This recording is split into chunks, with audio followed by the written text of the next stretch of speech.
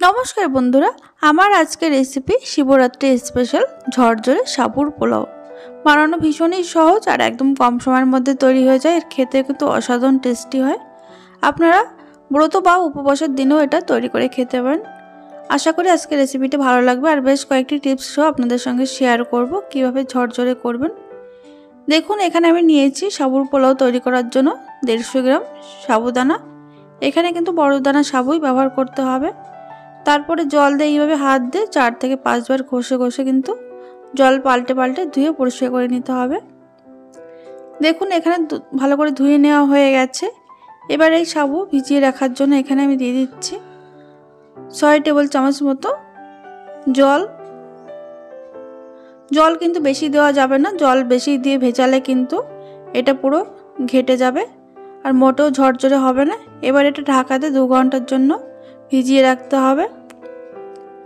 দেখুন, অল্প জলে ভিজিয়ে রাখার ফলে কিন্তু সাবুদানাটা ফুলে কিন্তু বেশ বড় হয়ে গেছে আর একদম ঝরঝরে হয়েছে।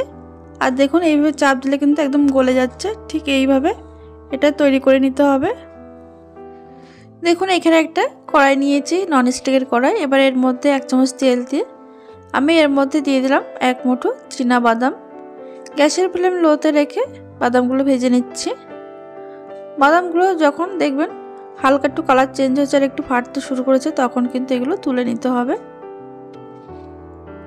এবার আরও 1 চামচ তেল দিয়ে এর মধ্যে দিয়ে দিচ্ছি আমি 1/2 চামচ ঘি। ঘি দিলে কিন্তু অসাধারণ একটা গন্ধ হয় আর খেতে বেশ ভালো লাগে। তেল আর ঘি ভালোভাবে মিশিয়ে যাওয়ার পর এর মধ্যে দিয়ে দিলাম আমি 1/2 চামচ গোটা জিরে। জিরেটা গ্যাসের ফ্লেম লোতে রেখে 10 সেকেন্ড একটু নাড়াচাড়া করে নেওয়ার পর দিয়ে দিলাম আমি এখানে একদম ছোট ছোট টুকরো করে কেটে নেওয়া আলু। তারপরে দিয়েছি একটা ছোট সাইজের কুচি করে কেটে নেওয়া গাজর। তারপরে দিয়েছি 1/4 কাপ বিনস কুচি। গ্যাসের ফ্লেম মিডিয়ামে রেখে এটা আমি 1 মিনিট ভেজে নেব।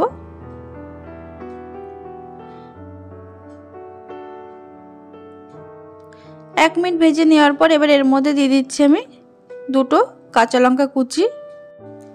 এবার দিয়ে দিচ্ছি 1/2 চামচ গ্রেট করা আদা। আদার কাঁচা লঙ্কা দিয়ে আরও কিছুক্ষণ নাড়াচাড়া করে নেব যতক্ষণ না এর আদার কাঁচা গন্ধ চলে যাচ্ছে। দেখুন, এখানে আমি 1 মিনিট ভেজে নেওয়ার পর এবার এর মধ্যে দিয়ে দিচ্ছি কিছুটা পরিমাণে কিশমিশ।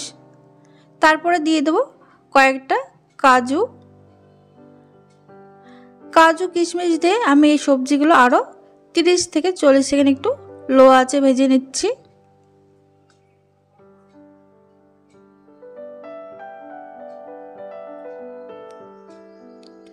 দেখুন, খুব ভালোভাবে ভাজা হয়ে গেছে। আলুগুলো কিন্তু বেশ নরম হয়েছে। সমস্ত সবজি কিন্তু খুব ভালোভাবে নরম হয়ে যাওয়ার পর তারপরে এর মধ্যে মিশিয়ে দিতে হবে ঝরঝরে ভেজানো সাবুদানা দিয়ে কিন্তু এই সময় গ্যাসের আঁচ একদম লোতে রেখে এটা নাড়াচাড়া করতে হবে।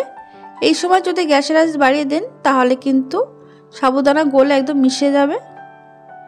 দেখুন, এইভাবে আমি 1 মিনিট একটু নাড়াচাড়া করে নিচ্ছি লো আঁচে। তারপরে এর মধ্যে দিয়ে দেবো আমি স্বাদ অনুযায়ী সন্দব লবণ বা রক সল্ট। এবার এর মধ্যে দিয়ে দিচ্ছি স্বাদটাকে ব্যালেন্স করার জন্য 1 চামচ চিনি। এতে করে পোলাওটা খেতেও বেশ ভালো লাগবে। এবার খুব ভালো করে মিশিয়ে নিতে হবে।